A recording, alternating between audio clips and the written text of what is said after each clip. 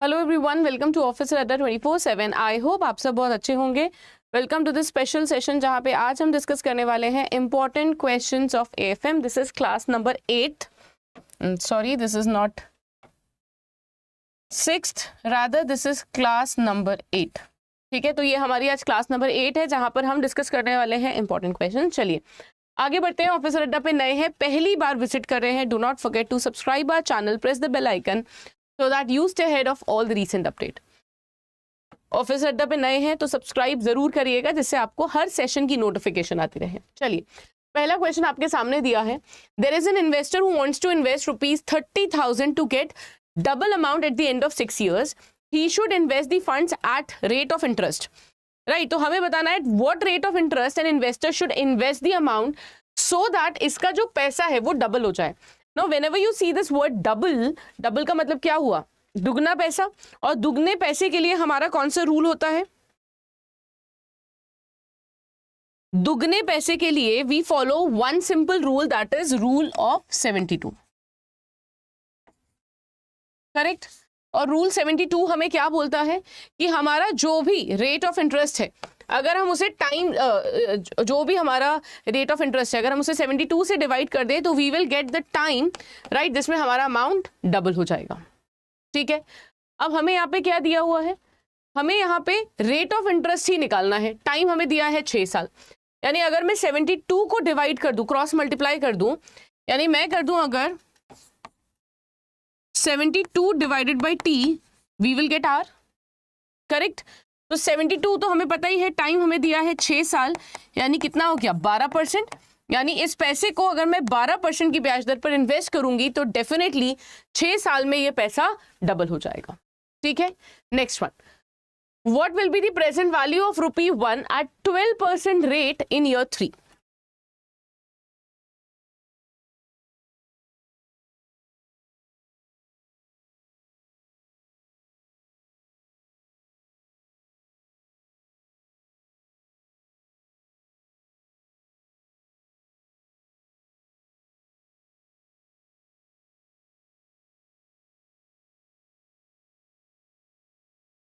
जल्दी से बताइए।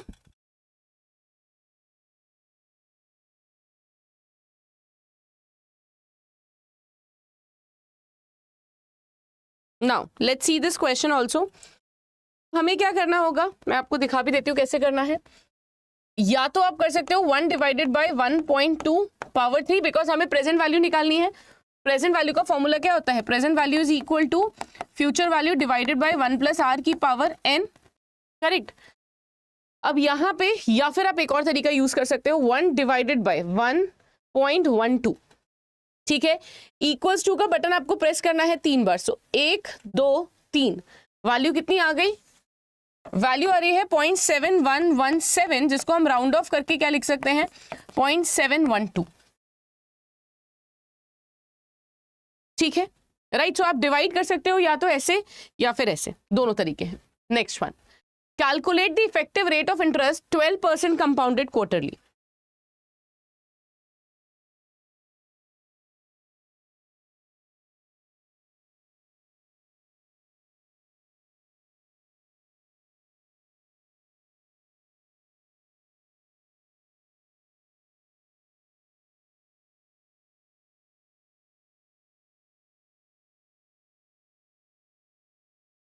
हमें क्या निकालना है? इफेक्टिव रेट ऑफ इंटरेस्ट निकालना है।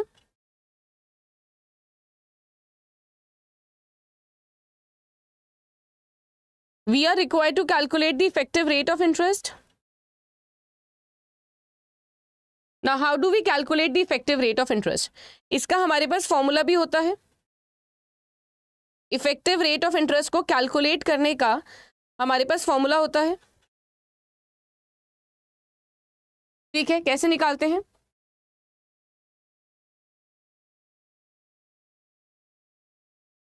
वन प्लस आर की पावर n-1, ठीक है। अब हमारी रेट ऑफ इंटरेस्ट 12% पर आना में और निकालना क्वार्टरली है, यानी 12% 12 महीने का है, राइट। 3 महीने का कितना हो जाएगा? 3%।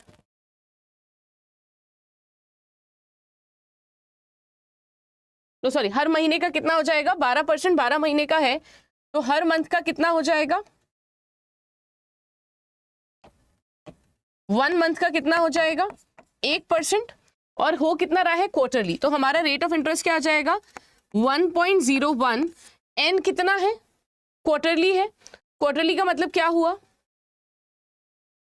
What do you mean by quarterly,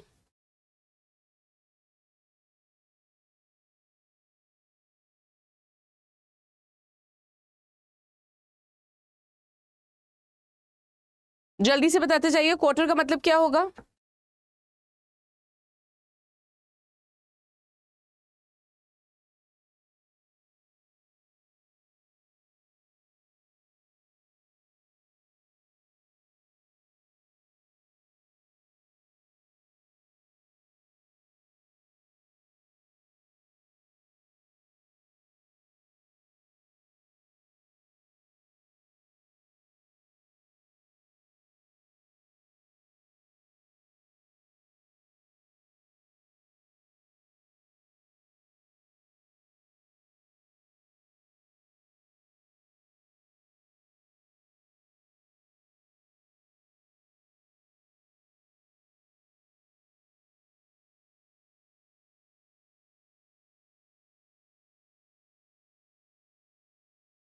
what does the word quarter means,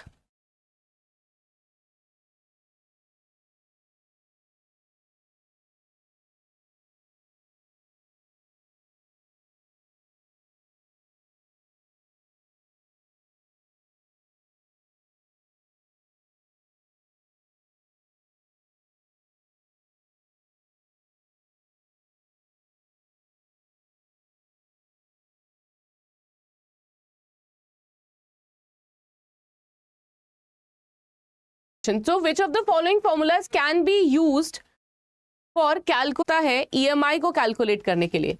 now EMI का फॉर्मूला क्या होता है,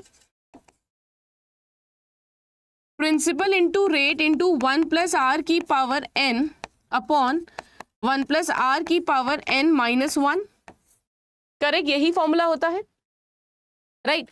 तो फॉर्मूला क्या हो जाएगा, नाउ इसमें से चेक कर सकते हैं, डिवाइड वाला है, देखो जहां पे भी मल्टीप्लीकेशन है वो तो गलत ही हो गया, ठीक है, जहां +1 है वो गलत हो गया, जहां -1 नहीं है वो गलत हो गया, फॉर्मूला क्या हो गया, option number C, correct. Then next one, mister Z deposited ₹3,000 at the end of every year for 5 years in a saving account paying 5% interest compounded annually. He wants to determine how much sum of money he will have at the end of the 5th year.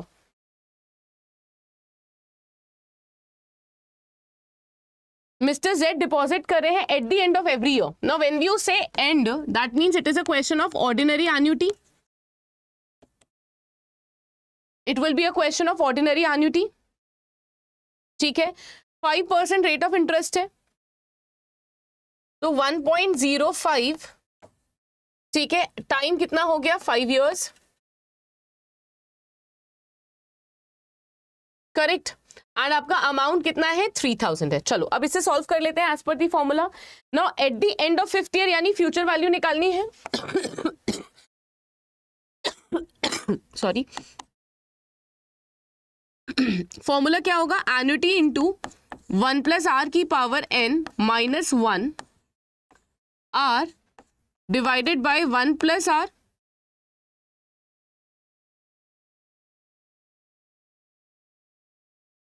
Divided by R, क्योंकि future value निकालनी है, ठीक है। Annuity amount हमें कितना दिया हुआ है, 3,000, ये कितना हो जाएगा, 1.05 की पावर 5 माइनस 1 अपॉन 0.05, ठीक है। Now let's solve it.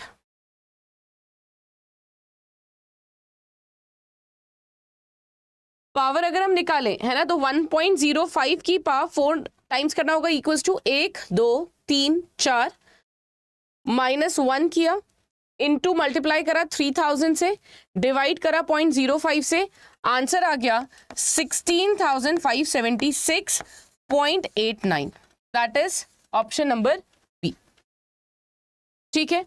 Next one, if the annual effective rate of interest is 8.24% per annum and nominal rate is 8% per annum, what is the frequency of compounding?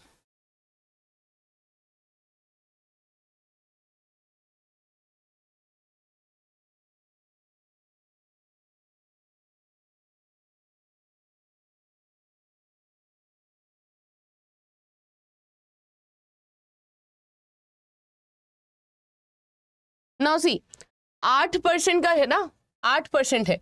अब 8 से 8.24, 1 तो हो नहीं सकता, correct, 1 तो हो नहीं सकता, 3 का कोई केस नहीं बनता, यानी क्या बचा, 2 बचा, करेक्ट. तो एक बार आप इसको क्रॉस चेक भी कर सकते हो, थोड़ा स्मार्टर रूट भी यूज कर सकते हो कि 1 नहीं हो सकता, 3 नहीं हो सकता, क्या होगा, 2 हो सकता है, right. So Ramesh wants to find the present value of ₹5,000 to be receive 5 years from now assuming 10% rate of interest. आपको निकालनी है present value. Now present value का फॉर्मूला क्या होता है, future value divided by 1 + r⁴n. क्या एन्युटी है. अब इसमें एवरी ईयर वगैरह तो कुछ भी नहीं दिया, तो अगर एवरी ईयर नहीं दिया यानी एन्युटी का तो क्वेश्चन नहीं है. तो 5,000 डिवाइडेड बाय 1.10 की पावर 5.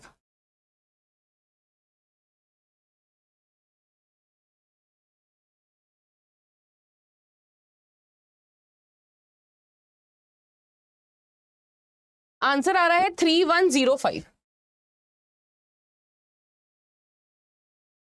3104.61 या फिर आप इसे राउंड ऑफ कर सकते हो. From the following particulars calculate the cash flow.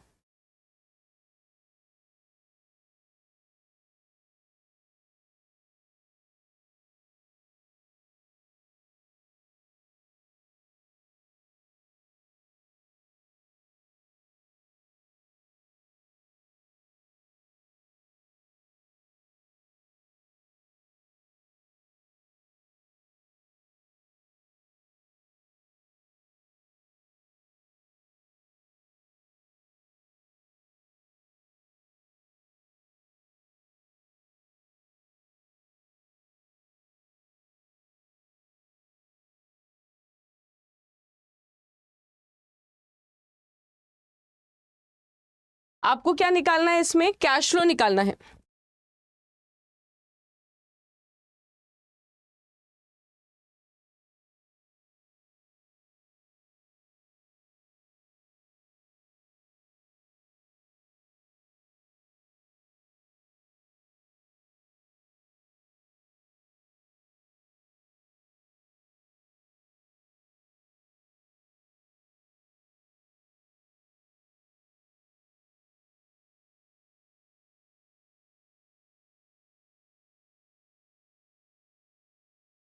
Now अगर हम लोग बात कर रहे हैं कैश फ्लो की, तो how do we calculate cash flow. Cash flow का फॉर्मूला क्या होता है, profit after tax plus depreciation.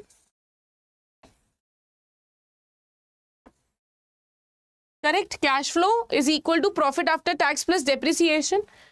अब आपको यहां पे क्या दिया हुआ है, earning before depreciation and taxes 3 lakh, minus कर देते हैं depreciation. That is told 5 lakh purchase price है, यूजफुल लाइफ इज 4 years, तो 1,25,000 हो गया डेप्रिसिएशन. कैसे निकाला, 5 lakh divided bye life of the asset, because salvage value 0 है, SLM मेथड है, राइट. देन कितना बचा यहाँ पे, 2,75,000. टैक्स का रेट हमें बोला है 30%, तो 2,75,000 का 30% निकालना होगा. That is 82,500.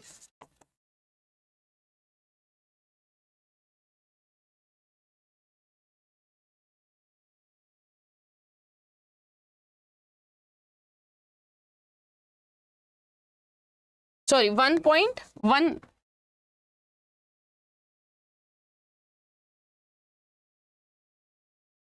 $1,75,000. इसका 30% अगर हम निकाले तो हो गया 52,500. Minus 1,75,000 will give you 1,22,500। ठीक है, अब इसमें प्रॉफिट आफ्टर टैक्स आ गया 1,22,500 प्लस डेप्रिसिएशन हो गया आपका 1,25,000। ऐड कर देते हैं 1,25,000, तो दिस इज कमिंग एज 2,47,500। ठीक है, 2,47,500।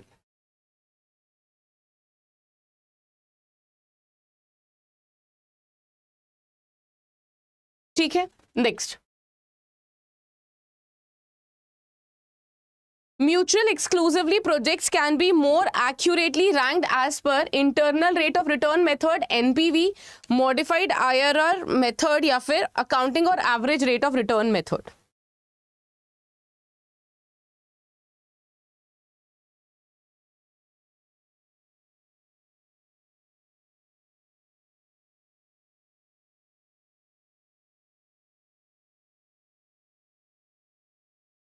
ना अगर आपका कोई प्रोजेक्ट म्यूचुअली एक्सक्लूसिव है, यानी ऐसा प्रोजेक्ट जो कि दो तीन जगहों पे मैच कर पा रहा है, तो उसको हम बोलते हैं म्यूचुअल एक्सक्लूसिव प्रोजेक्ट। तो उस केस में हमें रैंक करना होता है एज पर IRR।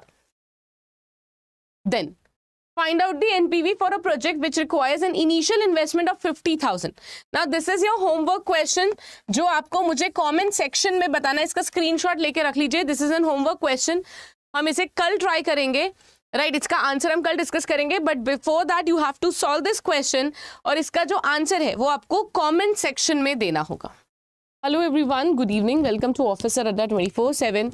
मार्च का महीना शुरू हो चुका है and now we are here close to our registration and hence by close to the examination, right? I'm your mentor Priyanshu। मैं आपको FM पढ़ाती हूँ JIB के बैच में एंड रोज हम इस वक्त मिलते हैं, क्वेश्चंस डिस्कस करते हैं, बट आज का दिन थोड़ा इम्पॉर्टेंट है। There is a reason for it and the reason is कि ये वो मंथ है जहाँ पे जितने भी हमारे JIB के एस्पायरेंट्स हैं, JIB के साथी हैं, बैंकर साथी हैं जो JIB के एग्जाम देने वाले हैं, DBF का एग्जाम देने वाले हैं, वो रेड अलर्ट मोड पे आ जाते हैं बिकॉज रजिस्ट्रेशन 5 तारीख से शुरू हो रहे हैं। तो March is the month of registration and hence a beginning towards this session.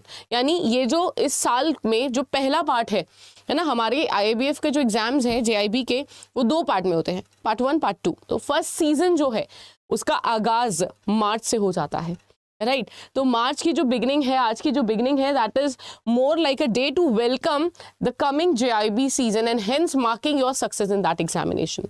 And how do you do that? अब आपको क्या करना है, अपनी प्रिपरेशन को एक स्टेप आगे लेके जाना है, लेवल अप करना है। कैसे? रिविजन को फोकस करना पड़ेगा। Also this month is challenging because this will also come up with year and, right काम बढ़ेगा हर जगह। अब आपको देखना है, आपको पता है एंड में काम बढ़ जाएगा, मे बी 21 के बाद ज़्यादा काम हो जाएगा। Start levelling up now. 1 से लेके 20 तक इतना टाइम दे दो कि 20 के बाद से अगर आपका टाइम कम डिवोट हो पा रहा है, this fine, think about it, revision, practice, start enhancing it, right. चलिए, क्योंकि ये जो टाइम है, जैसा हर कोई बोलता है कि समय किसी के लिए वेट नहीं करता, राइट ना आपके लिए ना मेरे लिए, तो समय निकल जाएगा। आप के ऊपर है कि आप इसे कितने अच्छे से यूटिलाइज करके अपने एग्जाम को क्वालिफाई करते हैं।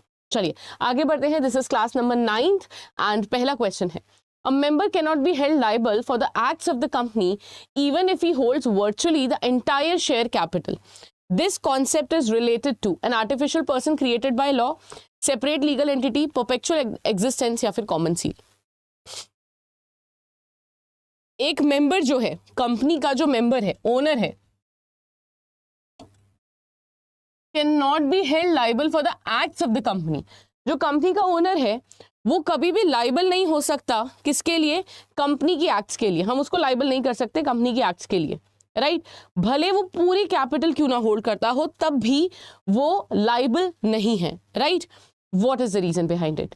This is related to an artificial person created by law, और is it because of separate legal entity, और is it because of perpetual existence और कॉमन सील? क्या होगा राइट आंसर? अच्छा, मीनवाइल अगर आपको ऑडियो वीडियो सब परफेक्ट लग रहा है तो इस सेशन के लिंक को कॉपी करके शेयर कर दीजिए among your Telegram group, your Facebook group, your WhatsApp group, जहां पर भी आपके फ्रेंड्स और कलीग्स कनेक्टेड हैं, उन सभी के साथ इस सेशन के लिंक को एक बार जल्दी से शेयर करते जाइए।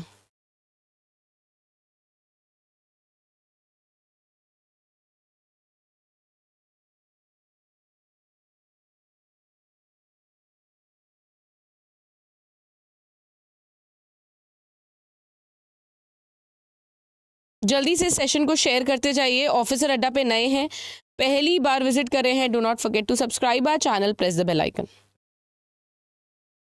चलिए, now what is the reason behind it? A member can not be held liable for the acts of the company. Why? Because जो कंपनी है वो सेपरेट लीगल एंटिटी है, उसकी खुद की अपनी पहचान है। It has been created by law, it can take care of its own case, right? उसको कोई भी स्यू कर सकता है, कंपनी किसी को स्यू कर सकती है। तो this is companies thing and not the members thing. ठीक है, next one, free transferability of share, right? Free transferability of share is the characteristics of the company. It is possessed by all the companies, private companies, public companies, none of these. यानी कि जब हम किसी company के बारे में बात करते हैं तो कंपनी के साथ आते हैं share. That's how we identify and separated from partnership, sole proprietor, right? कैसे डिफ्रेंशिएट करते हैं कि जब हम कंपनी बनाने चाहते हैं या हम कंपनी के मेंबर बनते हैं तो कंपनी में शेयर्स आते हैं, है ना? पार्टनरशिप में नहीं होता। पार्टनरशिप में आपको हिस्सेदारी मिलती है। तो ये जो शेयर मिलते हैं, क्या हम इसे बेच सकते हैं जब हमारा मन चाहे?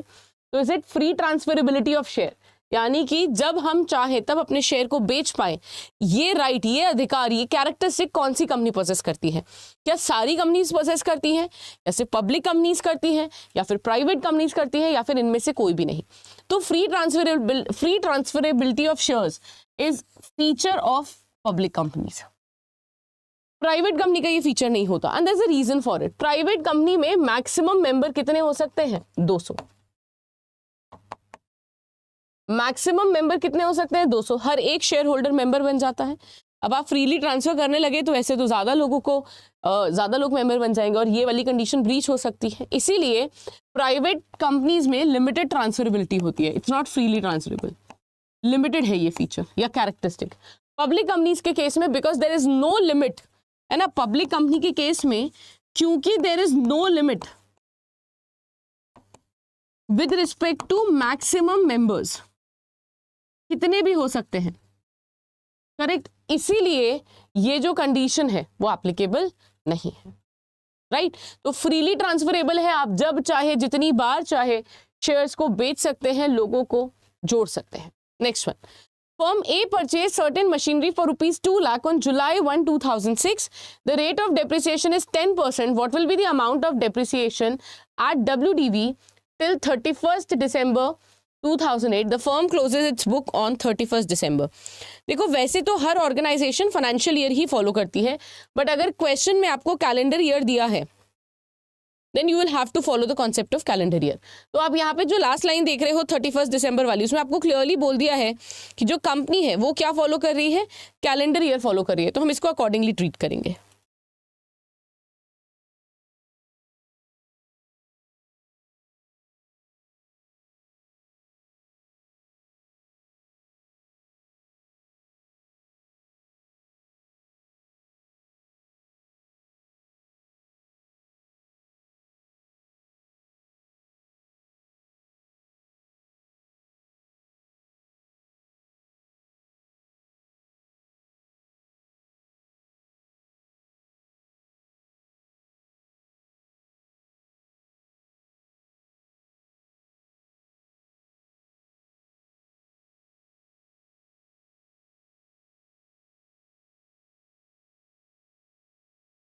जल्दी से सॉल्व करिए। नाउ, फर्म ने परचेज क्या करा है? मशीनरी। कितनी? 2 लाख की। जुलाई 1 को, 1 जुलाई है ना, तो अब जुलाई से दिसंबर काउंट होगा, करेक्ट?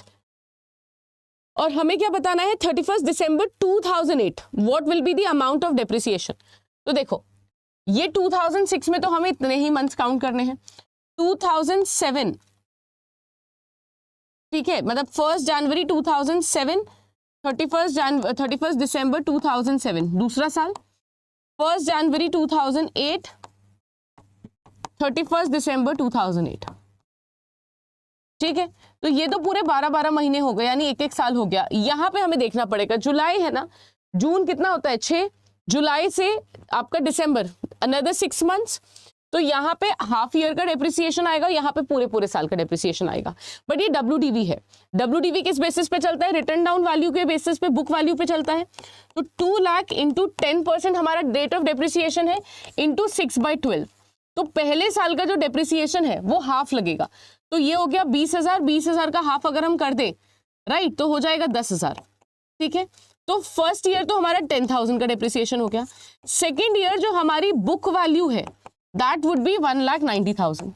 अब इस 1,90,000 पे कितना लगेगा, 10%, विच इज 19,000, ठीक है। तो हमारे थर्ड ईयर के लिए वैल्यू कितनी आ जाएगी, माइनस कर देते हैं इसको, 171,000, करेक्ट। अब इसके बाद हमें यहां पर भी क्या लगाना पड़ेगा, डेप्रिसिएशन। अब हमें समझना ये है कि यहां पर हमें कौन सा मेथड लगाना, कौन सा वैल्यू लगाना होगा, राइट। अब आप एक चीज और कर सकते हो, जैसे मैंने आपको एक ट्रिक सिखाई थी क्लास में। अब 6 महीने का डेप्रिसिएशन आपने लगा दिया, WDV आपको पता है 1,90,000 है, यहाँ पे आप 0.90 कर सकते हो, सेम वैल्यू आ जाएगी। यहाँ पे जो आपकी वैल्यू आएगी या तो माइनस कर लो, ठीक है, दैट इज योर 17,100, है ना। हमें क्या बताना है, what will be the total amount of depreciation. अब टोटल अमाउंट ऑफ डेप्रिसिएशन बताना है ना, 2 लाख की वैल्यू है, return down value eight the end of third year कितनी है, 153,900, यानी टोटल डेप्रिसिएशन कितना लगा, 46,100। तो हमारा आंसर क्या हो जाएगा, ऑप्शन नंबर ए, ठीक है। चलिए नेक्स्ट क्वेश्चन पे बढ़ते हैं। The XYZ purchases a new equipment. The selected data is given below. Cost of equipment 25,000 है, यूजफुल लाइफ 5 साल है, टैक्स रेट दिया है। If equipment is depreciated using straight line method, what is depreciation tax shield associated with the new equipment? अब depreciation आपको पता है कि खर्चा है, और खर्चे पे हमें टैक्स का बेनिफिट मिलता है। हमें बताना है कि हमारा टैक्स का बेनिफिट कितना हमें यहाँ पे मिलने वाला है, कितना टैक्स का बेनिफिट हमें यहां पर मिलने वाला है।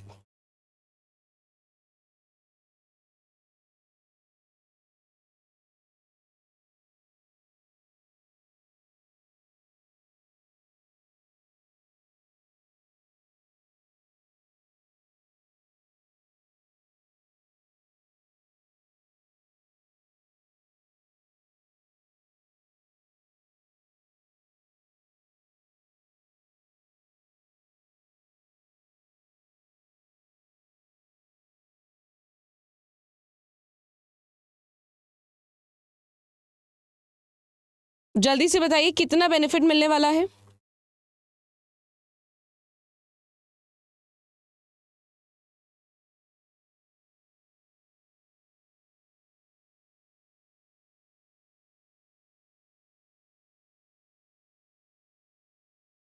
चलिए ना, सबसे पहले हमें टैक्स निकालना पड़ेगा। कॉस्ट ऑफ इक्विपमेंट है 25,000, लाइफ है 5 साल, टैक्स रेट है 30% और स्ट्रेट लाइन मेथड है, 0 सैल्वेज वैल्यू है। यानी SLM में हम क्या करते हैं, cost of asset divided by the life of asset, this will give you how much, 5,000, 5,000 का डेप्रिसिएशन है, और हमें क्या बताना है, कितना टैक्स हम बचा लेंगे, करेक्ट। तो ये जो 5,000 रुपए हैं, इस पे हम कितने रुपए बचा रहे हैं, 30% बचा रहे हैं। तो 30% कितना हो जाएगा, 1,500, इतने रुपए हम बचा पा रहे हैं। तो हमारा आंसर क्या होगा, टैक्स शील्ड कितनी है, 1,500 रुपए। वेरी गुड सोमी, ठीक है। चलिए आगे बढ़ते हैं नेक्स्ट क्वेश्चन पे। ABC limited has 31% share with financial institution, 35% with central government, 23% with state government, and remaining 11% with the small shareholders. You are required to determine the status of the company.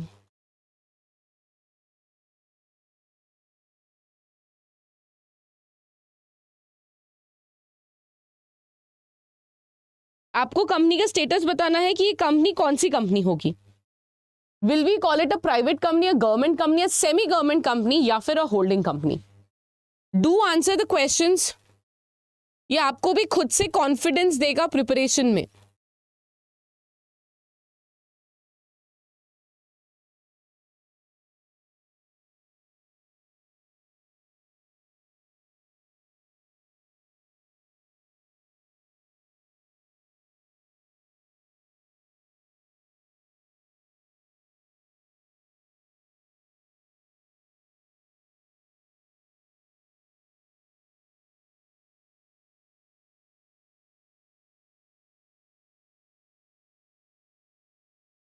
चलिए now सी, हम लोग क्या बोलते हैं, 35% central government के पास है और 23% state government के पास है,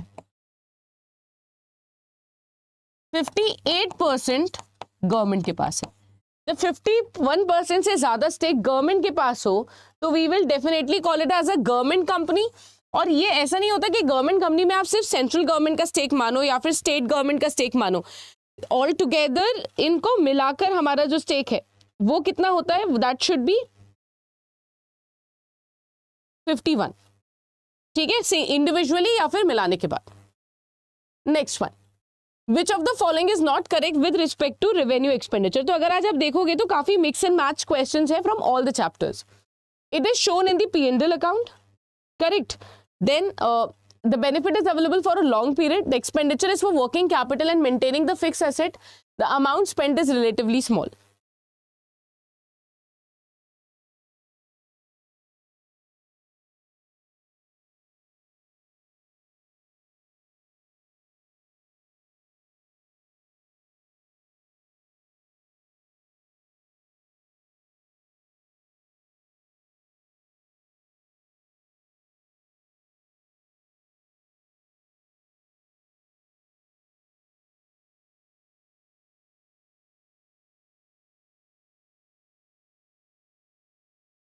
चलिए नाउ सी, अगर हम बात करें, it is shown in the P&L account, that is correct, the benefit is available for a long period.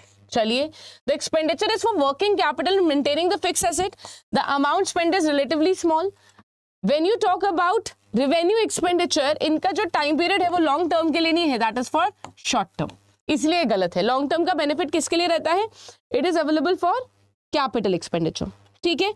Now coming towards the next question, the next question says Lerms and forex stands for liberalized exchange rate managing support, liberal exchange rate management support, liberalized exchange rate management system, none of the above.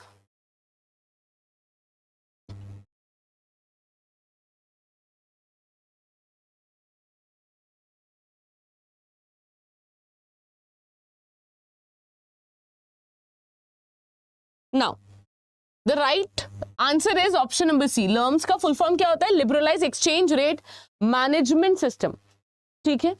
Then the expenditure for which payment has been made और a liability has been incurred but it is carried forward on the assumption that the benefit will be available for a number of years is called as number 1 revenue expenditure, number 2 deferred revenue expenditure, number 3 revenue expenditure, number 4 capital expenditure.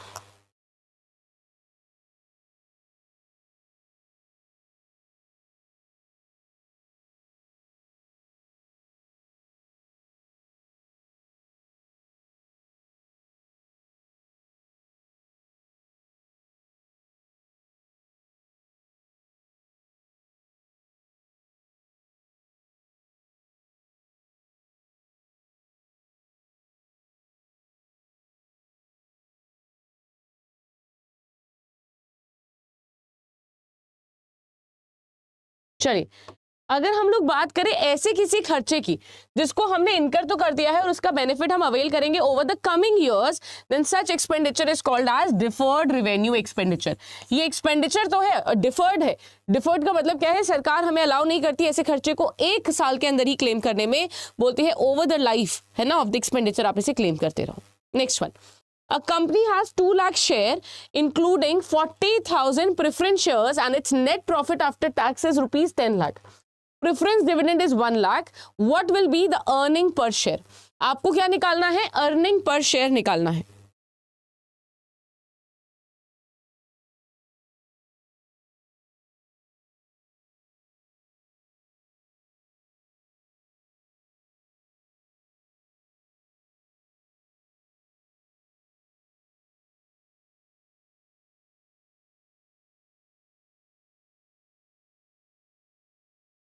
You are required to compute the earning per share. Now earning per share का formula क्या होता है, profit after tax minus preference dividend divided by number of equity shares. ना profit after tax कितना दिया हुआ है? 10 लाख।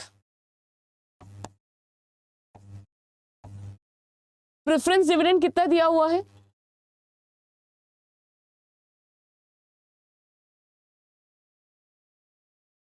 1 लाख। और टोटल इक्विटी शेयर्स कितने हो गए? 2 लाख माइनस 40,000। करेक्ट। तो ये हो गया हमारा 9 lakh divided by 1.6 lakh. So 9 divided by 1.6, this will give us 5.625, round off कर दो तो 5.63। ठीक है। Then next question, which among the following is the risk of default on a debt that may arise from a borrower failing to make required payment? It is market risk, credit risk, operational risk. Hi everyone, good evening, welcome to Officer Adda 24/7. I hope आप सब बहुत अच्छे होंगे. Welcome to the class number 10th, right, of JIB, most important questions. And यहाँ पर हम overall questions को discuss कर रहे हैं with respect to JIB exams. ठीक है. अभी हम लोग जो क्वेश्चंस डिस्कस कर रहे हैं वो किससे रिलेटेड है? वो आपके इंटायर मॉड्यूल से रिलेटेड है. वो एक किसी पर्टिकुलर एरिया से रिलेटेड नहीं है या एक किसी सब्जेक्ट से, मतलब एक किसी चैप्टर से रिलेटेड नहीं है. They are actually related to all the topics. This is your class number 10. ठीक है. चलिए एक बार मुझे बता दीजिए, audio and video everything is perfect and fine? Audio और वीडियो के बारे में मुझे बताते जाइए, सब कुछ परफेक्ट और फाइन है? Now if everything is fine then इस सेशन के लिंक को कॉपी करके शेयर कर दीजिए among all your Telegram group, your Facebook group, your WhatsApp group, जहां पर भी आपके फ्रेंड्स और कलीग्स कनेक्टेड हैं. जल्दी से एक बार लिंक शेयर करते जाइए. फिलहाल हमें क्वेश्चंस डिस्कस करने हैं और कुछ केस स्टडी क्वेश्चंस लाई हूँ जो एग्जाम के पॉइंट ऑफ व्यू से इंपॉर्टेंट है. हो सकता है थोड़ा सा बोर्ड आपको इस तरफ का दिख नहीं रहा है बिकॉज मुझे नहीं दिख रहा है, but let me get it corrected meanwhile. आपको बता देती हूँ. Now this is a case study question. Generally आपको 2 या 4 केस स्टडी क्वेश्चन तक आ सकते हैं एक क्वेश्चन में से. बोर्ड कट रहा है दिस पार्ट. ठीक है. तो 4 केस स्टडी तक एक क्वेश्चन में आ सकते हैं, प्रोवाइडेडली वो क्वेश्चन फिर हाफ मार्क्स का हो. बट हाफ मार्क्स के क्वेश्चन केस स्टडी में आते नहीं है, राइट. तो इसीलिए 2 क्वेश्चन मैक्स आ सकते हैं. तो हम लोग देख लेते हैं. आपको दिया हुआ है कंपनी की इंफॉर्मेशन. ये क्वेश्चन रेशियो के चैप्टर से है विच इज योर मॉड्यूल सी. तो आपको दिया है इन्वेंट्री, है ना. इन्वेंट्री दिया हुआ है, सही है. टोटल करंट एसेट दिया है, शेयर होल्डर्स फंड दिया है, डिबेंचर्स दिए हुए हैं, current liabilities, net profit before tax and cost of revenue from operation. You are required to calculate the current ratio. आपको करंट रेशियो निकालना है.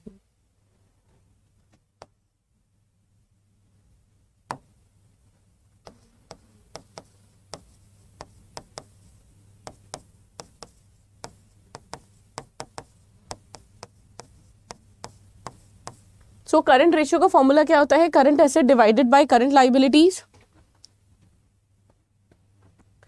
करंट एसेट आपको कितना दिया हुआ है? करंट लाइबिलिटीज कितनी दी हुई है?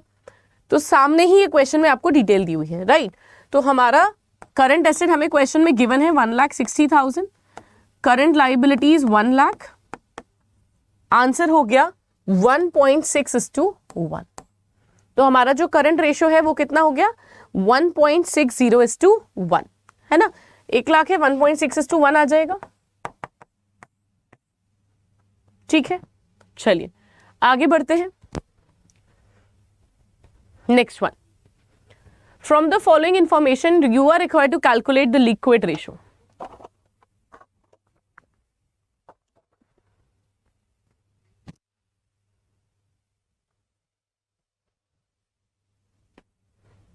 आपको लिक्विड रेशियो निकालना है.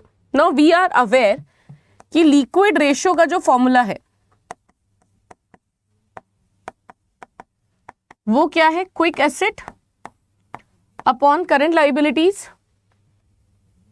ठीक है. अब क्विक एसेट का मतलब क्या होता है? Current asset minus inventories.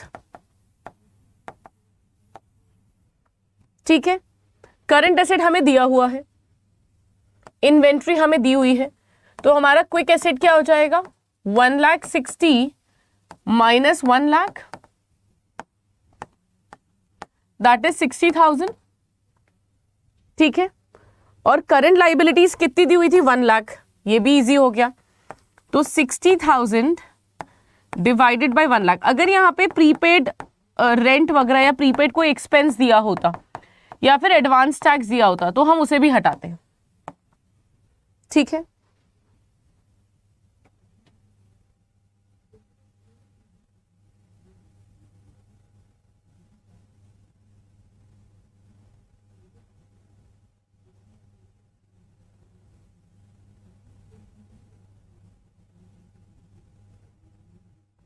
Next one, from the following information calculate debt equity ratio. Margin of safety नहीं होगा, मार्जिन ऑन सेल्स है 6%। सौमेन, इसमें आपने जो क्वेश्चन लिखा है ना ये इनकम्प्लीट है या फिर गलत है। It is more you are required to calculate the ROI, right, return on investment, providedly your capital is 10 lakh, sales is 30% of the capital, correct. Margin on sale is 6%, so it will be net profit divided by sales or investments, ऐसे करना होगा। मैं अभी बता देती हूँ कैसे करना है। आपने जो क्वेश्चन लिखा है ना वो एक्चुअली गलत है।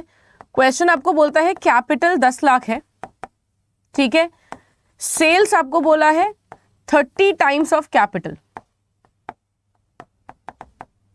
ठीक है। मार्जिन आपको, margin on sales that is your profit is 6%, है ना। नाउ कैसे आप निकालोगे 6%, 30 लाख का 6% हो गया 1,80,000। इन्वेस्टमेंट आपका कितना है 10 लाख इंटू 100, 18% होगा रिटर्न, ठीक है। Now this question, you are required to calculate debt equity ratio. यहां मैं लिख देती हूं this is a doubt question,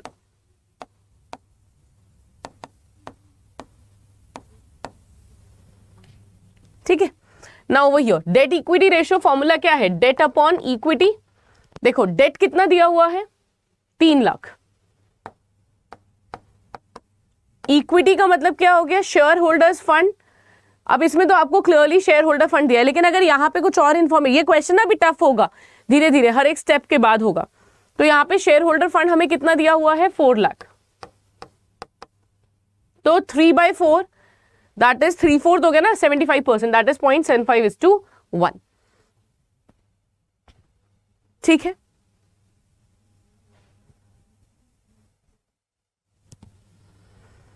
next one, from the following information you are required to calculate inventory turnover ratio. Inventory turnover ratio निकालना है।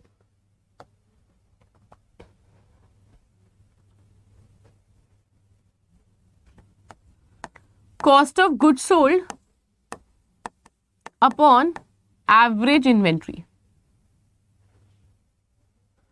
Cost of goods sold का formula क्या होता है, sales minus gross profit. Sales कितनी दी हुई है,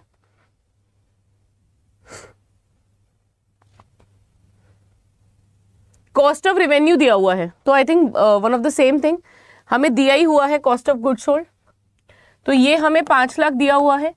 एवरेज इन्वेंट्री हमें ओपनिंग और क्लोजिंग दी नहीं है, इन्वेंट्री दी हुई है, डिवाइडेड बाय 1 लाख 5 टाइम्स। अगर सेल्स दी होती और ग्रॉस प्रॉफिट दिया होता तो हम माइनस कर देते। Cost of revenue from operation का मतलब क्या है, cost of goods sold,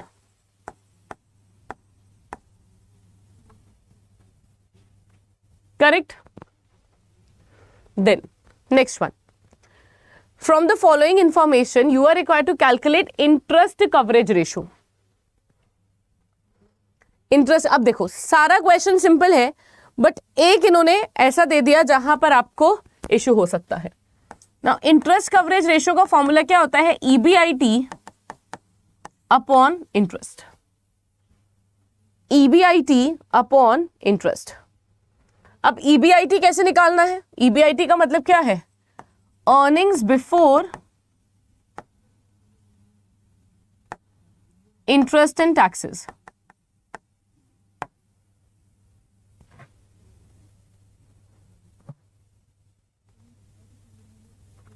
correct. Interest आपको कितना दिया है? 13% ऑफ 3 लाख यानी 39,000।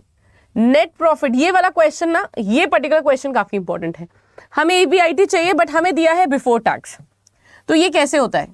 EBIT minus interest will give you EBT, that is earnings before taxes 3,51,000। Correct. ब्याज आपको कितनी दी है? 13% 3 लाख पे यानी 39,000। जब मैंने एक्स अमाउंट में से 39,000 माइनस करा तो जाके 3,50,000 आया। करेक्ट। तो ईबीआईटी कितना हो जाएगा? 3,60,000।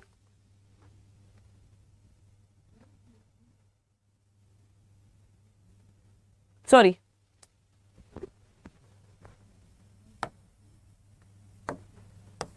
3,90,000। Correct.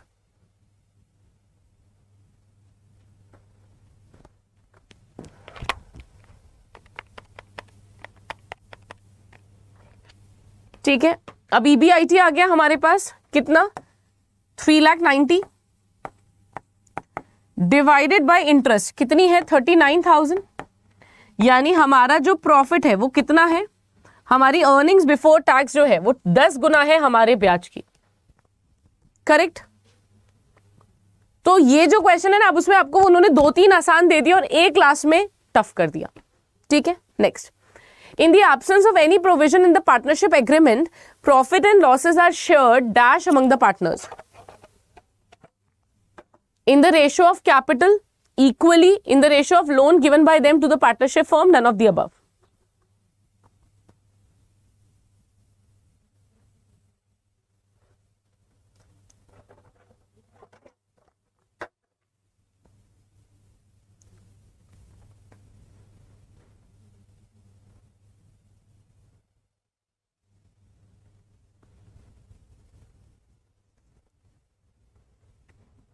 It is equally,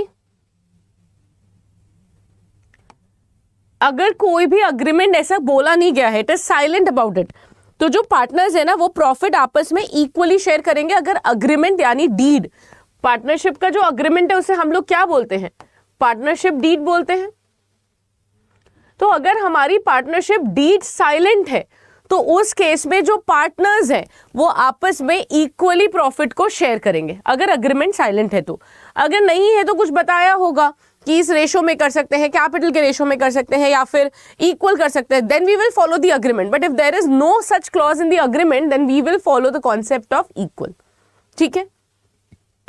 next one, Omega Limited, a listed company, acquired asset worth rupees 7,50,000 from Alpha Limited and issues share of rupees 100 each at a premium of 25%. The number of shares to be issued by Omega Limited to settle the purchase consideration will be.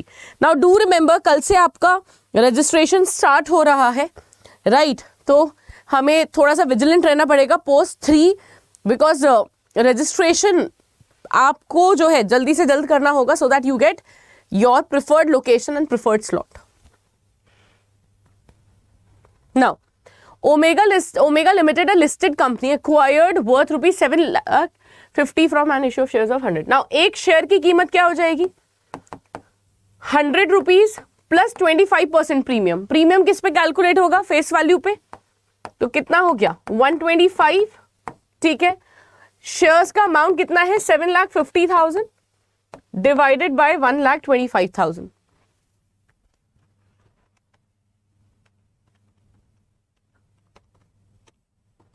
कितना हो जाएगा? 6,000 shares. तो ये topic जो है company account का है, जहां पर हमने पढ़ा था consideration other than cash. You know, in case when you buy something and you're not settling the amount with respect to cash, but instead you are giving shares. तो क्या possible है? Yes. In with respect to cash, you can also avoid cash and instead you can give shares. ठीक है. Next one. if sales are 2000 and the rate of gross profit on cost of goods sold is 25%, then the cost of goods sold will be.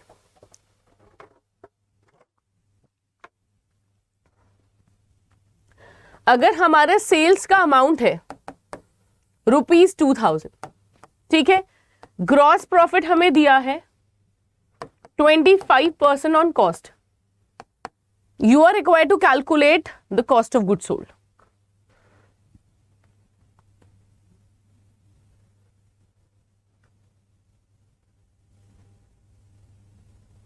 Now जब भी आपको ऐसा question मिले, मैंने आपको बोला था कॉस्ट को 100 एज्यूम कर लो. कॉस्ट अगर 100 है और ग्रॉस प्रॉफिट 25 रुपए है, तो यानी जो सेल का अमाउंट होगा वो 125 रुपीज हो जाएगा. करेक्ट, 125, या फिर मैं इसे 125% भी बोल सकती हूँ. यानी ये जो सेल हुई है 125% है. करेक्ट, इसमें 25% का प्रॉफिट जुड़ा हुआ है. अग्रीड. तो अगर इसमें 25%, देखो कैसे हुआ होगा, x into 125% will be equal to sales. Correct, x क्या है, कॉस्ट ऑफ गुड्स सोल्ड. अब x तो हमें नहीं पता, सेल्स हमें कितनी पता है, 2000 रुपए.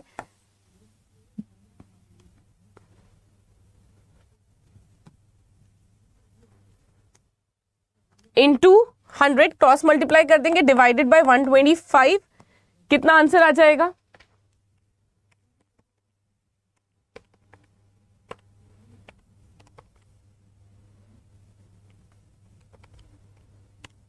1600. करेक्ट, आप चेक भी कर सकते हो. देखो 1600 इंटू 125%, 2000 आ रहा है. ठीक है, next one. A businessman purchased goods for ₹25 lakh and sold 80% of such goods during the accounting year ended 31st March 2005. The market value of the remaining good was ₹4 lakh. He valued the closing stock at cost. He violated the concept of. एक businessman ने 25 लाख के goods खरीदे, 80% जो है,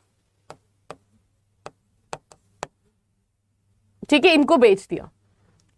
the market value of 20% good was 4 lakh.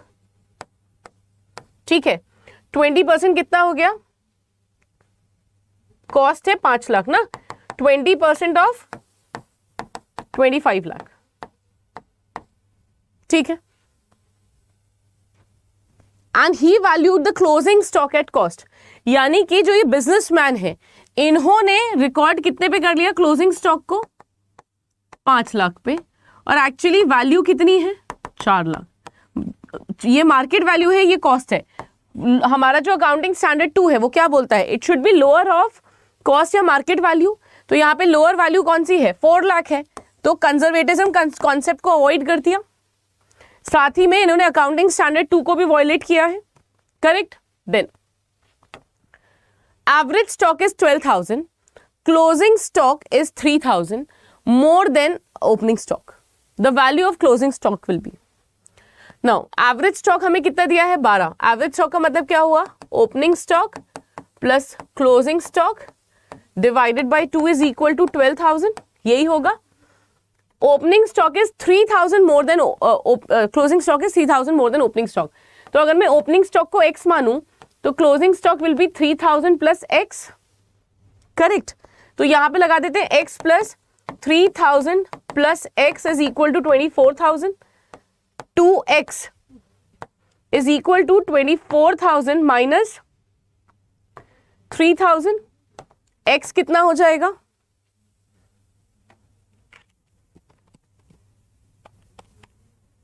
x हो गया 10,500 और closing stock कितना हो जाएगा 10,000. ओपनिंग स्टॉक हमारा x है ना, ये हो गया 10. Closing stock is 3,000 more than opening stock. This will be 13,500, यानी ऑप्शन नंबर डी. ठीक है. Hello everyone, good evening, welcome to officer Adda 24/7. I hope आप सब बहुत अच्छे होंगे. वेलकम टू दिस क्लास जहाँ पे आज हम डिस्कस करने वाले हैं AFM के इंपॉर्टेंट क्वेश्चंस. JIB के रजिस्ट्रेशन स्टार्ट हो चुके हैं और जल्दी से अपने रजिस्ट्रेशन जो है वो स्टार्ट कर दीजिए. Right. Because it is important and it is it is really important कि हमारा जो रजिस्ट्रेशन है वो टाइमली हो जाए, है ना। वो बहुत ज़्यादा एसेंशियल है कि हमारा जो रजिस्ट्रेशन है वो टाइमली हो जाए, जो वेन्यू है, जो स्लॉट है, वो हमारी चॉइस के अकॉर्डिंग मिल जाए। Also be very careful with respect to the slot that you are picking up, with respect to the centre that you booking, because IABF ने पिछली बार ये क्लैरिफाई करा था that they are not going to entertain any such request in future, right. तो थोड़ा सा ध्यान रखिएगा।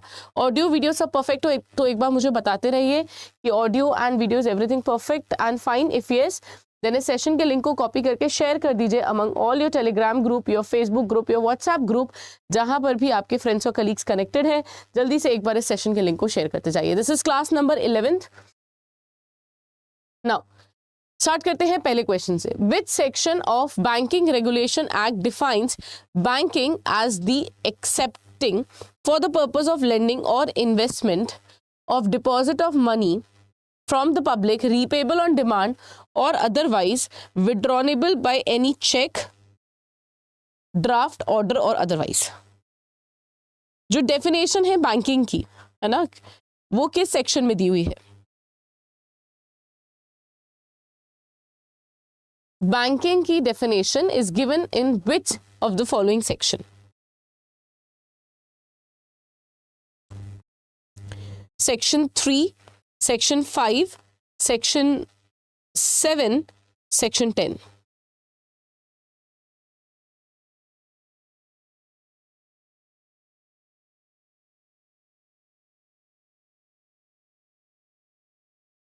Now, अगर हम यहाँ पे बात करें the section which defines and particular the section of banking regulation act, तो उस केस में हमारा जो सेक्शन 5 है बैंकिंग रेगुलेशन एक्ट का, वो हमें बताता है कि बेसिकली बैंकिंग क्या है ना। बैंकिंग का मतलब क्या होता है? वो एक ऐसी एक्टिविटी है for which we accept the deposit. क्यों डिपॉजिट एक्सेप्ट करते हैं? जिससे हम लोन दे पाए, राइट, या फिर इन्वेस्टमेंट कर पाए, लोगों को पैसा जमा करके रखे और जब डिमांड आए, राइट, तो उस डिमांड को हम लोग या फिर उस डिमांड को हम लोग क्या करें, उनको विड्रॉ करने का राइट दे दें, चाहे वो चेक से करें, वो ड्राफ्ट से करें, वो ऑर्डर से करें, या फिर as per the technological upgradation, जो भी नई टेक्निक आती है उसके थ्रू हम उन्हें विड्रॉ करने का चांस दें। तो right answer will be section number 5। Then moving to the next one, that is question number 2। State which one of the following is not correct, is not the correct difference between net profit and cash from operation। Net profit और cash from operation में से इन दोनों में क्या difference correct नहीं है? Number 1, net profit indicates the net results of activities carried out during an accounting year, while cash from operation indicates the cash flow because of operating activity. Net profit is calculated after considering the effect of non-cash operations items such as depreciation, whereas cash from operation is calculated after excluding effect of non-cash operating items, since these items relate merely to the book entries. Then net profit is calculated on cash basis, while cash from operation is calculated on accrual basis. For calculating net profit, changes in working capital are not considered, while for calculating cash from operation, changes in working capital are considered. Choose the correct option. 1, 2, 3, second only, third only, all of these. इनमें से कौन सा एक correct difference नहीं है of net profit and cash from operation? If you remember, cash from operation is basically operating activities, है ना। Operating activities जो हमने कहाँ पे डिस्कस करी है? कैश फ्लो स्टेटमेंट में। और मेरे क्वेश्चन पढ़ते पढ़ते ही डिफरेंस विजिबल हो गया था कि क्या डिफरेंस हो सकता है।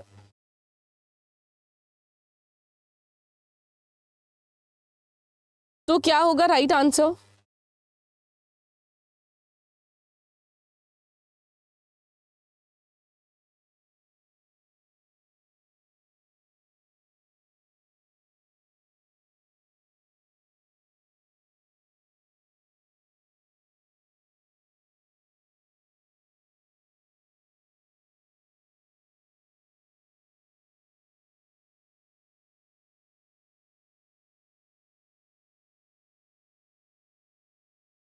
चलिए, नाउ पहला वाला स्टेटमेंट जो है ना, जो आपका पहला वाला स्टेटमेंट है, that means net profit indicates a net result of activities carried out during an accounting year. और अगर हम cash flow, cash from operation की बात करें तो सिर्फ और सिर्फ ऑपरेटिंग एक्टिविटीज के बारे में बात करता है, which is correct. Now when you talk about net profit, ये सारे पूरे अकाउंटिंग ईयर में जो भी एक्टिविटीज है उनको कनेक्ट करेगा, उनको उनसे रिजल्ट डिराइव करेगा। बट कैश फ्रॉम ऑपरेशन हम सिर्फ और सिर्फ ऑपरेटिंग एक्टिविटी से रिलेट करता है। Then net profit is calculated after considering the effect of non-cash operations also, which is correct। लेकिन जब हम कैश फ्लो की बात करते हैं, कैश फ्लो में ऐसे एलिमेंट्स जो कि हमारे कैश के ऊपर इम्पैक्ट नहीं डालते, हम उसको कंसिडर नहीं करते। Now, net profit is calculated on cash basis while cash from operation is calculated on accrual basis। अगर आपको याद हो, पूरी अकाउंटिंग प्रोसेस में हमारे फाइनेंशियल स्टेटमेंट में सिर्फ और सिर्फ cash flow statement is the only one जिसको हम कैश बेसिस पे प्रिपेयर करते हैं, ना कि अक्रूवल बेसिस पे। इसीलिए हमारा जो गलत डिफरेंस है वो है option number third. Right answer क्या होगा? Net profit is calculated on accrual basis and this is calculated on cash basis. ठीक है, moving towards the next question, which among the following is an incorrect pair with regards to the schedules furnished with the balance sheet? Schedule 1 capital, Schedule 2 minority, Schedule 3 reserve and surplus, 1 and 3rd, second and third only, first only। इनमें से कौन सा wrong option, इसमें से कौन सा incorrect pair है?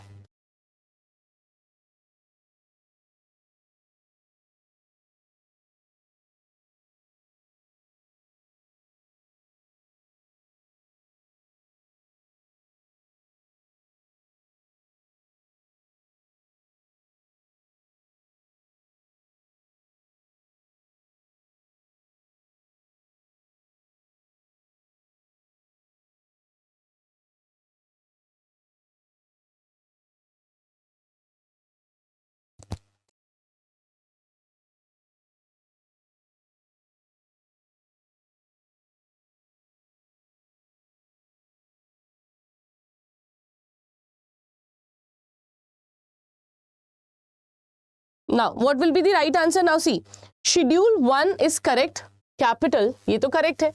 Capital के बाद सेकेंड एक्टिविटी क्या आती है? सो 1, 2, 3 शेड्यूल जो है बैंक की बैलेंस शीट में सबसे पहले आती है हमारी capital. Capital is followed by reserve and surplus, और ये 3 नहीं बल्कि 2A होता है minorities.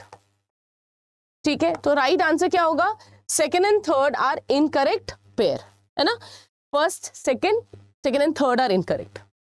Next one, which one of this following statement about corporate social responsibility is not correct? Companies Act 2013 specifies the company which are required to spend money on CSR. CSR spend is totally voluntary and there is no legal requirement to spend money on CSR. Only specified activities are eligible to be covered under CSR. Companies are required to spend at least 2% of their average net profit on CSR.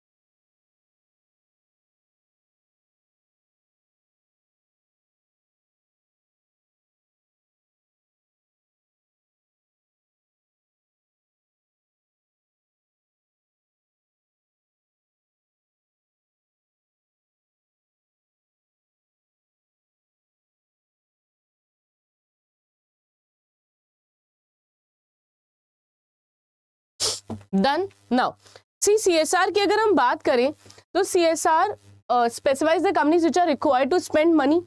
तो definitely company specify जो है right वो definite हमें बता दिया जाता है कि कितना है।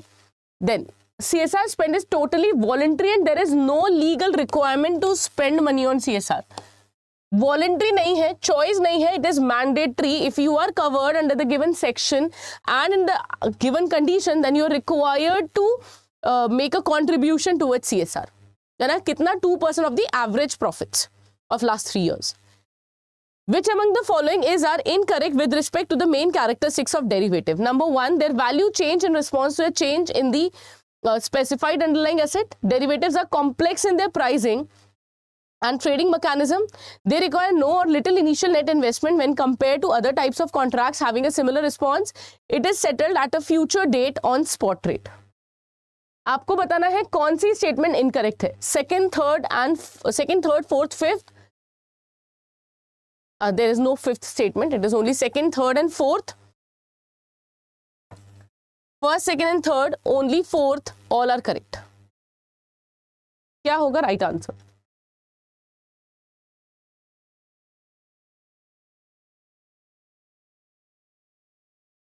Now derivatives क्या होते हैं? Derivatives आदि कॉन्ट्रैक्ट्स जो कि किए तो आज की तारीख में जाते हैं, बट इनका जो सेटलमेंट है वो फ्यूचर डेट में होता है.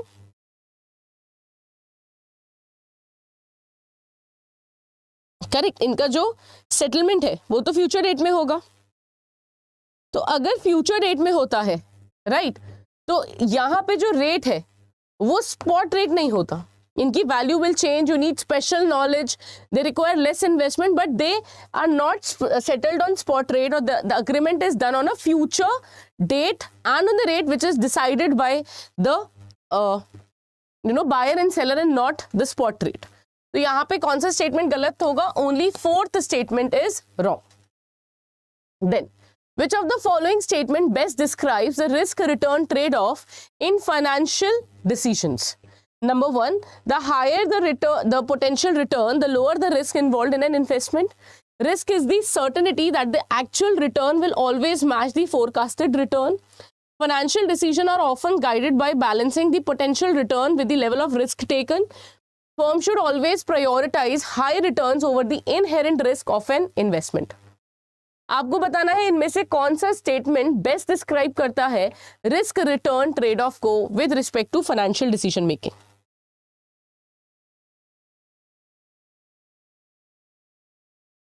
ना see risk return trade off क्या बोलता है कि रिस्क रिटर्न ट्रेड ऑफ का मतलब क्या है? Creating a balance between the risk and return.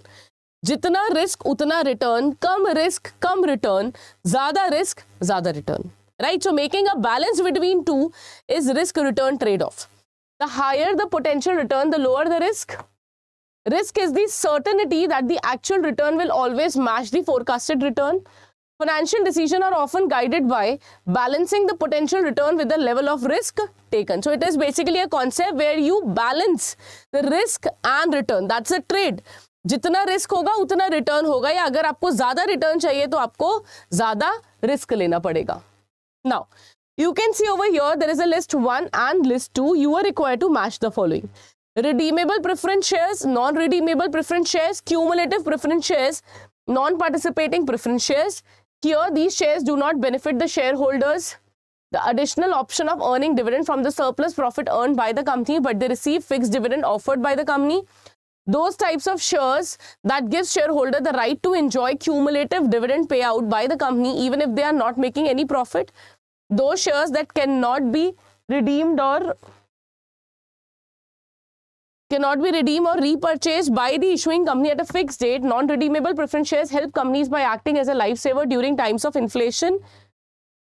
Those shares that can be repurchased or redeemed by the issuing company at a fixed rate and date. These types of shares can help the company by providing a cushion during times of inflation. इनमें से कौन सा option सही होगा, कौन सा option गलत?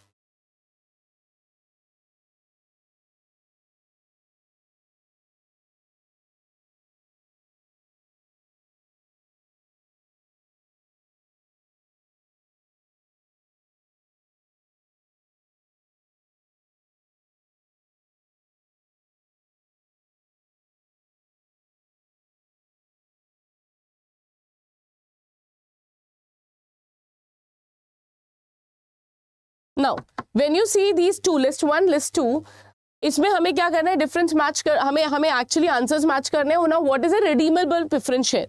सो when we talk about redeemable preference shares, redeemable का मतलब क्या होता है, which are to be redeemed, यानी which are to be returned, जिनको हमें लौटाना है after a certain period of time, which is 20 और 30 ईयर्स। नॉन इंफ्रास्ट्रक्चर कंपनी है तो 20 ईयर्स, इंफ्रा कंपनी है तो 30 ईयर्स, राइट। तो अभी हमने देखना होगा कि इसमें से कौन सा ऑप्शन कह रहा है कि these shares are to be redeem, right. Then non redeemable, जिनको हमें रिडीम नहीं करना, बट इंडिया में non redeemable preference shares issue नहीं किए जा सकते। क्यूमुलेटिव क्या होता है, ये वो शेयर्स हैं जहां पे आपका डिविडेंड, आपको बेनिफिट मिलता है कि आपका डिविडेंड इकट्ठा होता जाएगा, राइट, क्यूमुलेट होगा। जिस भी साल कंपनी आपको डिविडेंड नहीं देगी, अगले साल उसे देना पड़ेगा, ठीक है। And non participating preference shares, तो जहां पर कंपनी के शेयर होल्डर्स के पास वो अधिकार नहीं है कि जब वाइंडिंग अप हो रहा होगा, लिक्विडेशन हो रहा होगा, उस केस में इन प्रेफरेंस शेयर्स वालों को कोई भी एडिशनल पार्टिसिपेशन करने को नहीं मिलेगा। जितना इनका शेयर है उतना ही मिलेगा, कुछ एक्स्ट्रा नहीं मिलेगा सरप्लस एसेट में। Now these shares do not benefit the shareholder the additional option of earning dividend from the surplus profit earned, non participating हो जाएगा। Then those types of share that gives shareholder the right to enjoy cumulative dividend payout by the company even if they are not making any profit, cumulative हो जाएगा।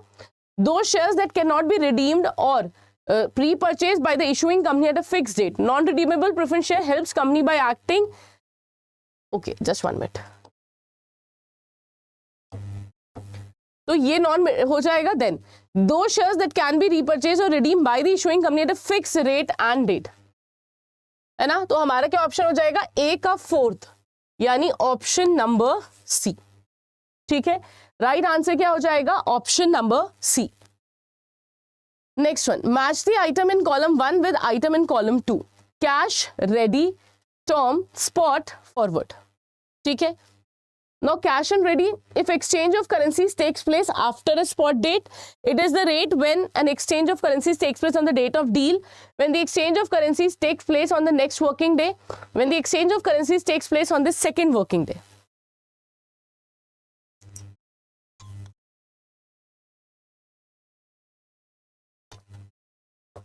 Now सबसे पहले cash और ready, cash और ready का मतलब क्या होता है, जिस दिन हमने ट्रांजैक्शन किया है उसी दिन हमारा सेटलमेंट हो रहा है, सेम डेट पे हो रहा है, स्पॉट रेट पे हो रहा है, राइट। तो cash ready will be on the same date, on the date of deal, देखो ये मिल रहा है ना हमें ऑप्शन, ठीक है। Then if the exchange of currencies takes place after spot date, spot के बाद अगर हो रहा है, राइट, तो वो कौन सा होगा, when the exchange of currencies takes place on the next working day, next working day term हो गया, on the second working day spot हो गया, स्पॉट के बाद जो होगा that will be forward.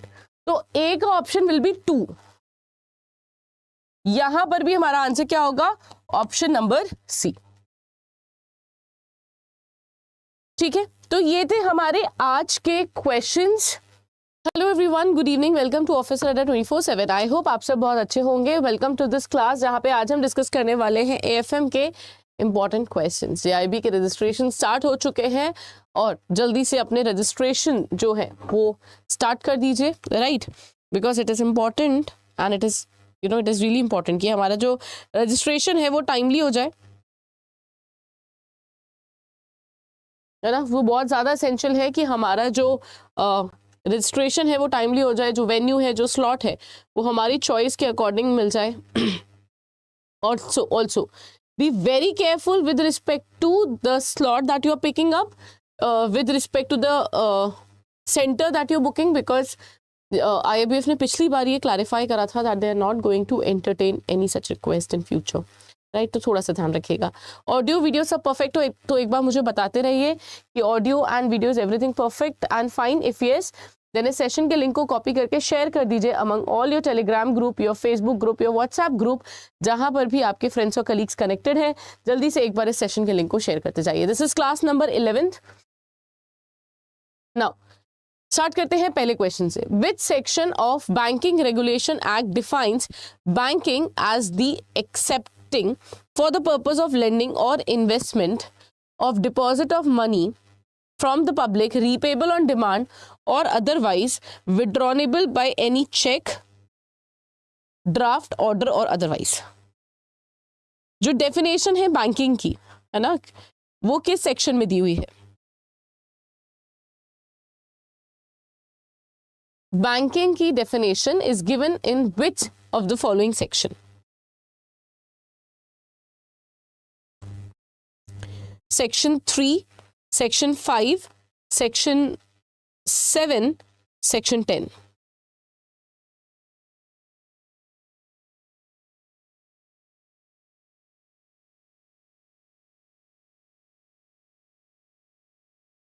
Now अगर हम यहाँ पे बात करें the section which defines and particular the section of banking regulation act, तो उस केस में हमारा जो सेक्शन 5 है बैंकिंग रेगुलेशन एक्ट का, वो हमें बताता है कि बेसिकली बैंकिंग क्या है ना, बैंकिंग का मतलब क्या होता है।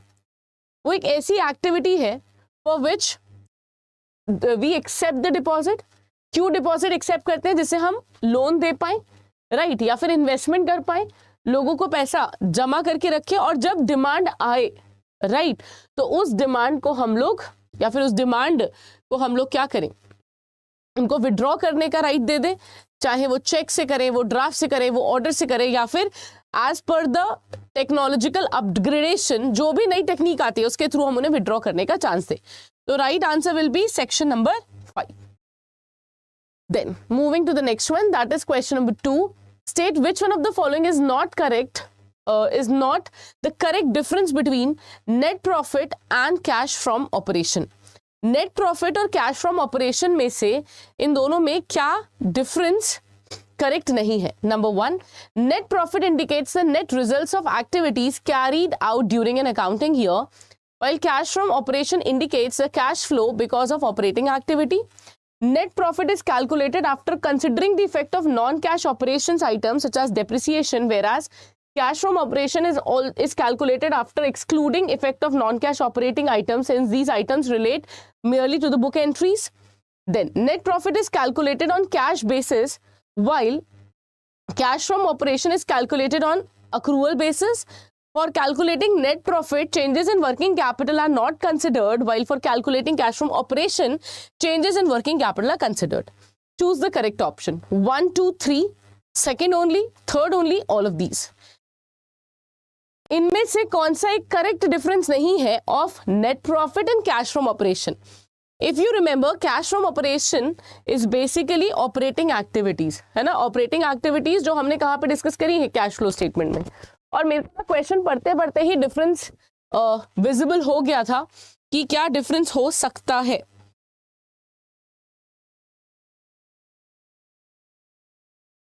तो क्या होगा राइट आंसर?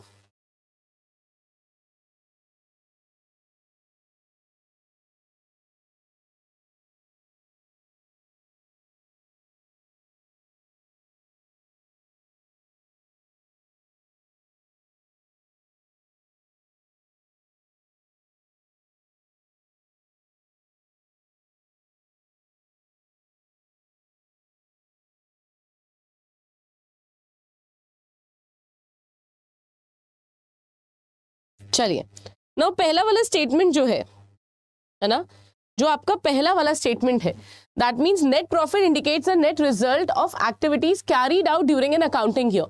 और अगर हम cash flow, cash from operation की बात करें तो सिर्फ और सिर्फ ऑपरेटिंग एक्टिविटीज के बारे में बात करता है, विच इज करेक्ट। तो when you talk about net profit, ये सारे पूरे अकाउंटिंग ईयर में जो भी एक्टिविटीज है उनको कनेक्ट करेगा, उनको उनसे रिजल्ट डिराइव करेगा। बट कैश फ्रॉम ऑपरेशन हम सिर्फ और सिर्फ ऑपरेटिंग एक्टिविटी से रिलेट करता है। Then net profit is calculated after considering the effect of non-cash operations also, which is correct. लेकिन जब हम कैश फ्लो की बात करते हैं, कैश फ्लो में ऐसे एलिमेंट्स जो कि हमारे कैश के ऊपर इम्पैक्ट नहीं डालते, हम उसको कंसिडर नहीं करते। Now, net profit is calculated on cash basis, while cash from operation is calculated on accrual basis. अगर आपको याद हो, पूरी अकाउंटिंग प्रोसेस में, हमारे फाइनेंशियल स्टेटमेंट में सिर्फ और सिर्फ cash flow statement is the only one जिसको हम कैश बेसिस पे प्रिपेयर करते हैं, ना कि अक्रूवल बेसिस पे। इसीलिए हमारा जो गलत डिफरेंस है वो है ऑप्शन नंबर 3। राइट आंसर क्या होगा? Net profit is calculated on accrual basis and this is calculated on cash basis. ठीक है, moving towards the next question, which among the following is an incorrect pair with regards to the schedules furnished with the balance sheet? Schedule 1 capital, Schedule 2 minority, Schedule 3 reserve and surplus, 1 and 3rd, second and third only, first only. इनमें से कौन सा wrong option, इसमें से कौन सा incorrect pair है?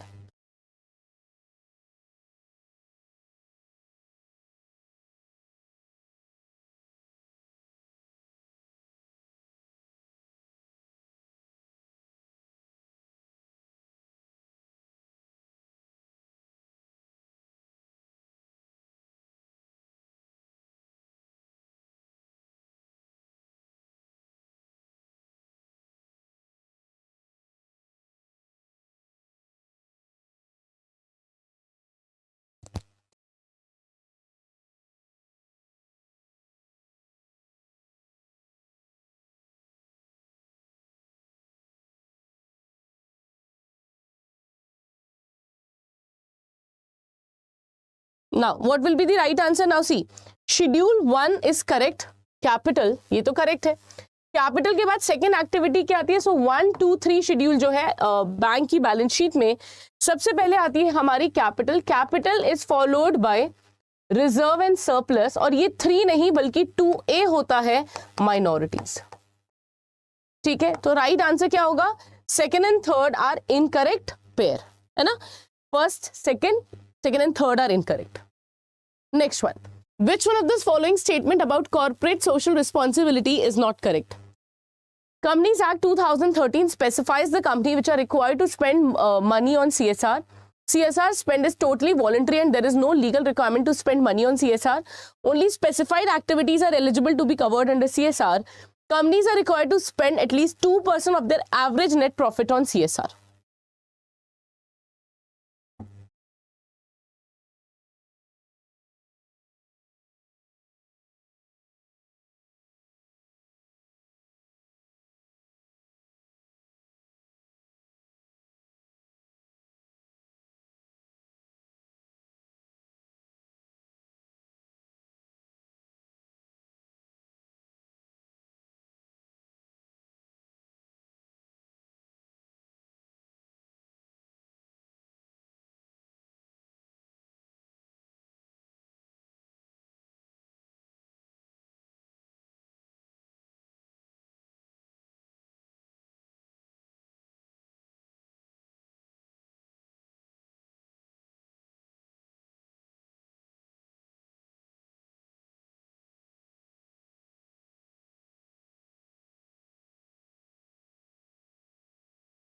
Done. Now see, CSR की अगर हम बात करें तो CSR specifies the companies which are required to spend money.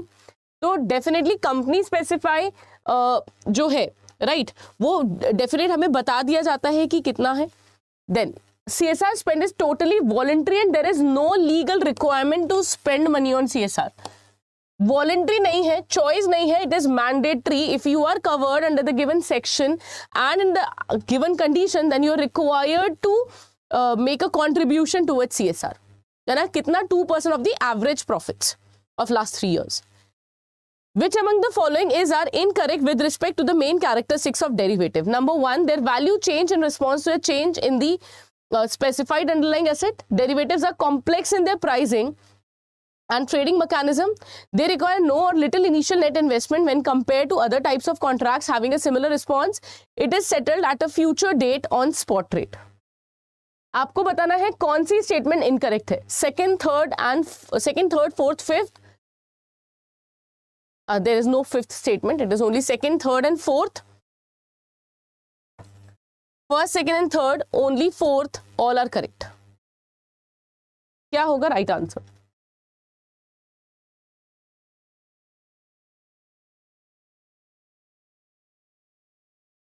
Now derivatives क्या होते हैं?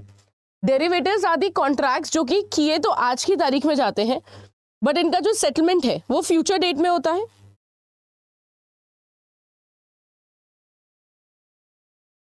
करेक्ट, इनका जो सेटलमेंट है वो तो फ्यूचर डेट में होगा. तो अगर फ्यूचर डेट में होता है राइट। तो यहाँ पे जो रेट है वो स्पॉट रेट नहीं होता, इनकी value will change, you need special knowledge, they require less investment, but they are not settled on spot rate, और the agreement is done on a future date and on the rate which is decided by the buyer and seller and not the spot rate. तो यहाँ पे कौन सा statement गलत होगा? Only fourth statement is wrong. Then which of the following statement best describes the risk return trade off in financial decisions? Number 1, the higher the potential return, the lower the risk involved in an investment. Risk is the certainty that the actual return will always match the forecasted return. Financial decisions are often guided by balancing the potential return with the level of risk taken. Firms should always prioritize high returns over the inherent risk of an investment. आपको बताना है इनमें से कौन सा statement best describe करता है risk return trade off को with respect to financial decision making.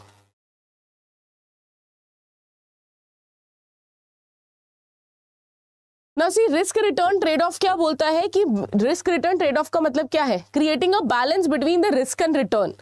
जितना रिस्क उतना रिटर्न, कम रिस्क कम रिटर्न, ज्यादा रिस्क ज्यादा return, right? So making a balance between two is risk return trade-off.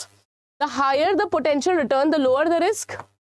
Risk is the certainty that the actual return will always match the forecasted return.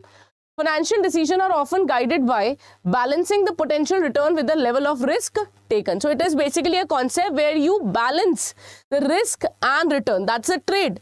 जितना risk होगा उतना return होगा, या अगर आपको ज्यादा रिटर्न चाहिए तो आपको ज्यादा रिस्क लेना पड़ेगा।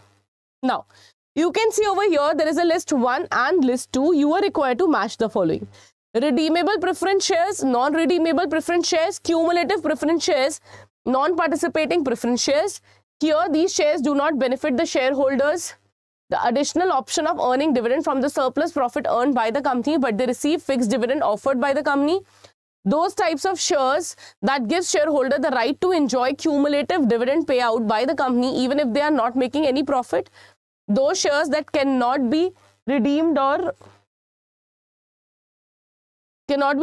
repurchased by the issuing company at a fixed date. Non-redeemable preference shares help companies by acting as a lifesaver during times of inflation. Those shares that can be repurchased or redeemed by the issuing company at a fixed rate and date. These types of shares can help the company by providing a cushion during times of inflation. इनमें से कौन सा option सही होगा, कौन सा option गलत?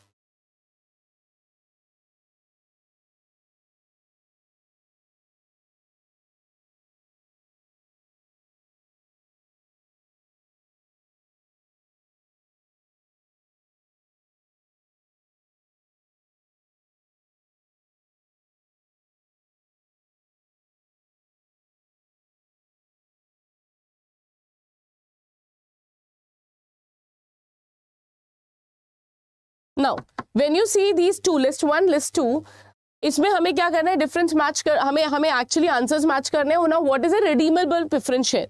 सो when we talk about redeemable preference shares, redeemable का मतलब क्या होता है? Which are to be redeemed, यानी which are to be returned, जिनको हमें लौटाना है after a certain period of time, which is 20 और 30 ईयर्स। नॉन इंफ्रास्ट्रक्चर कंपनी है तो 20 ईयर्स, इंफ्रा कंपनी है तो 30 ईयर्स, राइट? तो अभी हमने देखना होगा कि इसमें से कौन सा ऑप्शन कह रहा है कि these shares are to be redeem, right? Then non redeemable, जिनको हमें रिडीम नहीं करना, बट इंडिया में non redeemable preference shares issue नहीं किए जा सकते।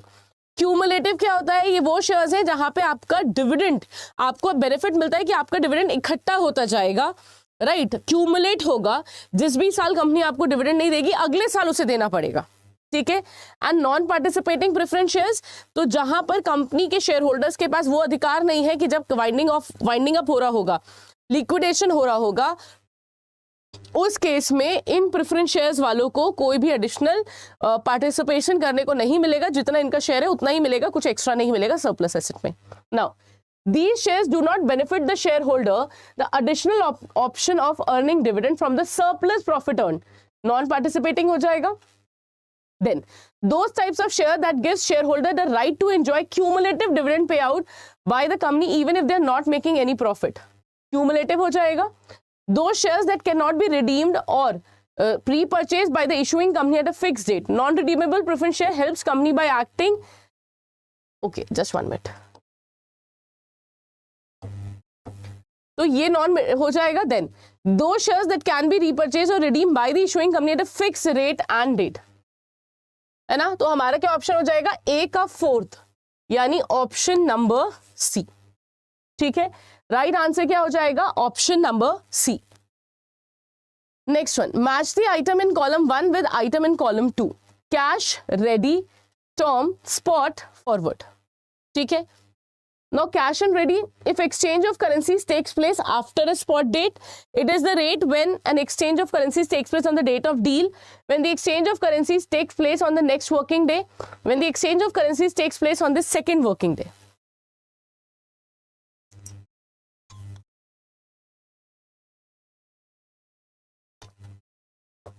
Now, सबसे पहले कैश और रेडी. कैश और रेडी का मतलब क्या होता है, जिस दिन हमने ट्रांजैक्शन किया है उसी दिन हमारा सेटलमेंट हो रहा है, सेम डेट पे हो रहा है, स्पॉट रेट पे हो रहा है, राइट. तो cash ready will be on the same date, on the date of deal. देखो ये मिल रहा है ना हमें ऑप्शन. ठीक है. Then if the exchange of currencies takes place after spot date, spot के बाद अगर हो रहा है, राइट, तो वो कौन सा होगा.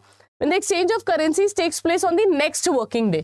नेक्स्ट वर्किंग डे टर्म हो गया, on the second working day spot हो गया, स्पॉट के बाद जो होगा दैट विल बी फॉरवर्ड. तो ए का ऑप्शन विल बी 2. यहां पर भी हमारा आंसर क्या होगा, ऑप्शन नंबर सी. ठीक है. तो ये थे हमारे आज के क्वेश्चंस.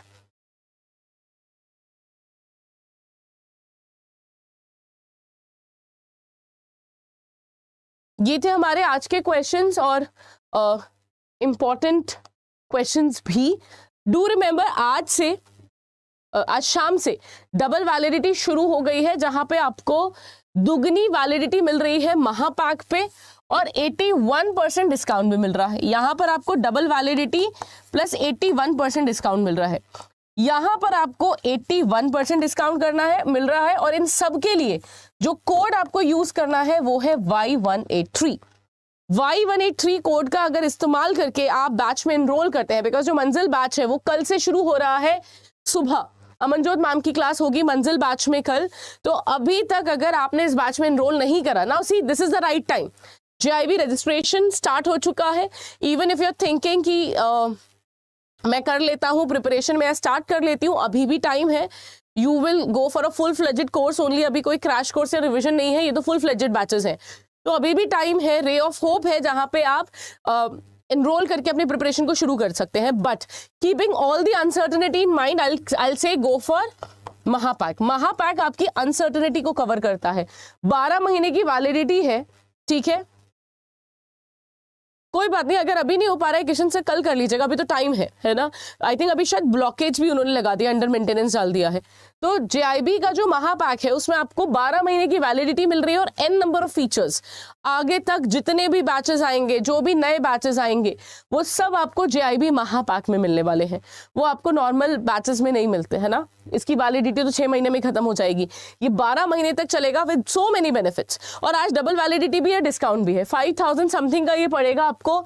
तो यही एनरोल करो. डिस्काउंट कोड याद रखना, आपको यूज करना है Y183, जिससे आपको मैक्सिमम डिस्काउंट मिले. ये लिमिटेड पीरियड के लिए है. बैच कल सुबह से शुरू हो रहा है.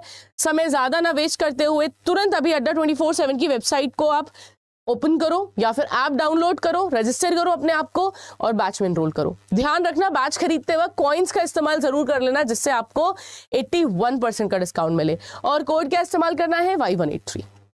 ठीक है.